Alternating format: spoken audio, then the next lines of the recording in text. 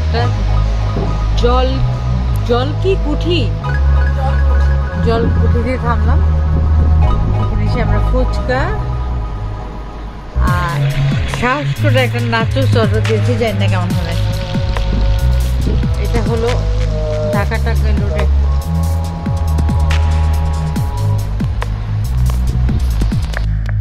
Presentation is good.